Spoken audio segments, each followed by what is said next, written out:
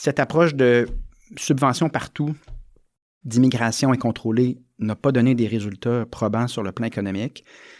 Puis le dernier élément, puis moi, c'est ce qui me tient le plus à cœur, c'est vraiment que on n'a pas été là pour les PME québécoises, là.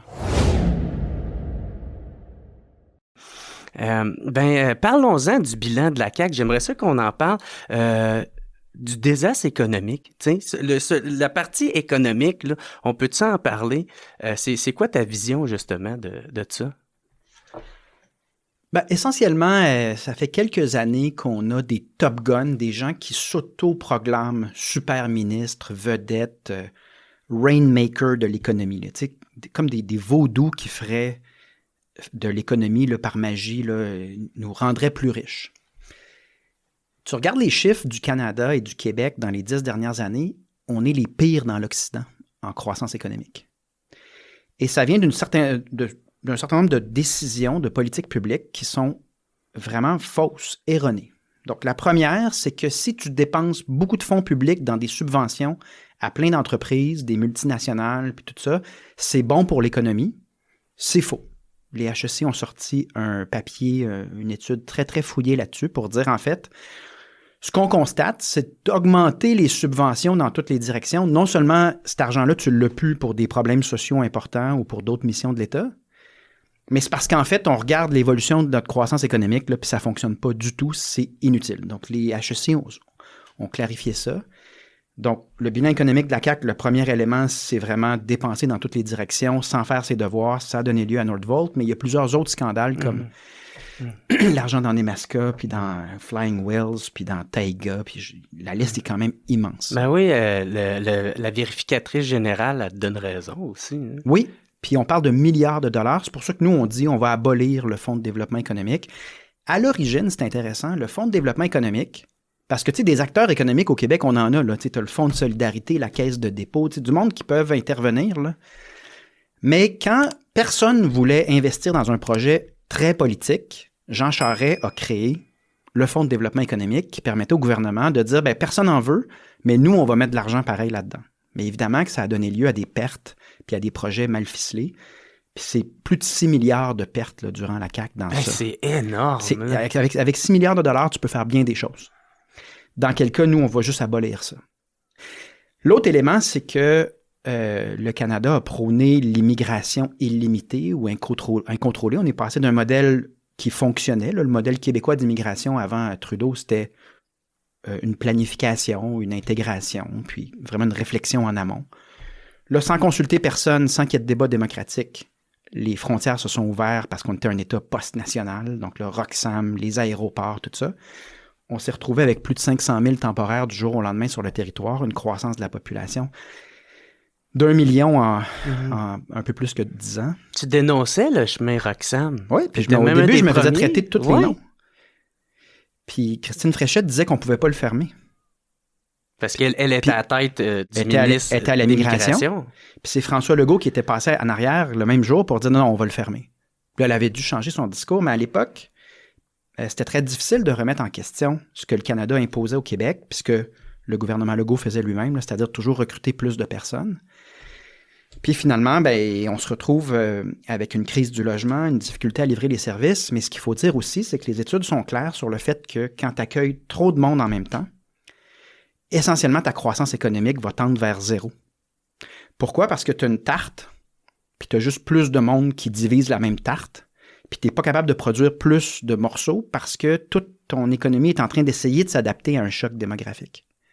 Par exemple, le logement, là, quand l'État dit, là, on n'a vraisemblablement pas de logement pour tout le monde qu'on a accueilli, on va mettre du monde, de l'argent, c'est que toute ton économie essaie de s'adapter, les écoles, l'administration, etc. Ouais. Mais les études sont assez claires qu'il y a un lien entre une immigration incontrôlée puis une croissance économique qui a été à presque zéro. Le Canada est en dernier de tous les pays de l'OCDE dans cette période de 10 ans. Et c'est le bilan de la CAQ également. Et la CAQ nous servait là-dessus qu'on faisait mieux que l'Ontario, mais l'Ontario a eu justement un choc démographique plus grand, ses propres enjeux, puis on se comparait au pire. Mais ça nous laisse quand même au Québec parmi les pires. Donc, cette approche de subvention partout, d'immigration incontrôlée, n'a pas donné des résultats probants sur le plan économique. Puis le dernier élément, puis moi, c'est ce qui me tient le plus à cœur, c'est vraiment que on n'a pas été là pour les PME québécoises. Là. Tu sais, quand tu regardes la structure de notre économie, puis les fois qu'on a eu du succès, c'est quand on a soutenu notre entreprise québécoise, puis on l'a accompagnée jusqu'à temps qu'elle devienne un joueur important. L'évêque a fait ça avec le Cirque du Soleil à l'origine, Landry, le multimédia, mais c'est une approche péquiste de dire on va commencer par nos propres entreprises. Et on l'a vu là, sous la CAQ, c'était beaucoup de subventions à la multinationale, mais peu de soutien aux PME. Puis même chose pour les blocs d'énergie, l'électricité s'en allait pour toutes sortes de grosses entreprises qui débarquent avec des projets qu'on n'a pas testés. Mm-hmm. Mais tu as des entreprises solides là, qui veulent passer au prochain niveau puis qui disent moi, j'ai pas de bloc d'énergie pour la suite des choses. Ben oui. Donc, ce que le PQ propose, c'est de réorienter tout vers nos entreprises et pour leur donner un coup de pouce là, puis les rendre plus concurrentielles, descendre leur fiscalité. Leur imposer moins de paperasse puis moins d'impôts à nos PME québécoises. Puis comment on va financer ça? En arrêtant de pelleter les centaines de millions dans toutes les directions, comme le faisait Fréchette à l'économie, puis Fitzgibbon à l'économie.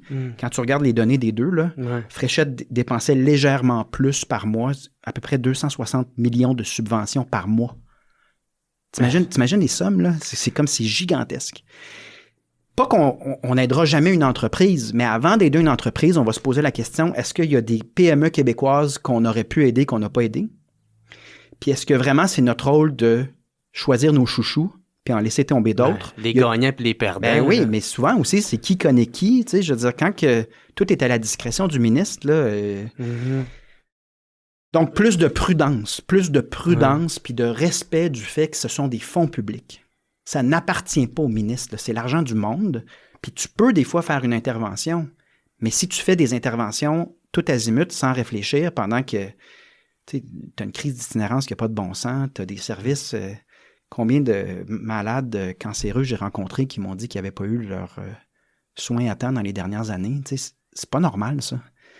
Donc, le bilan de la CAQ, c'est ça aussi, là. J'aimerais qu'on parle aussi de Nordvolt, puis parce que c'est dans le fond, c'est un peu ça que tu parles là, en ce moment, puis aussi le fiasco SACLIC.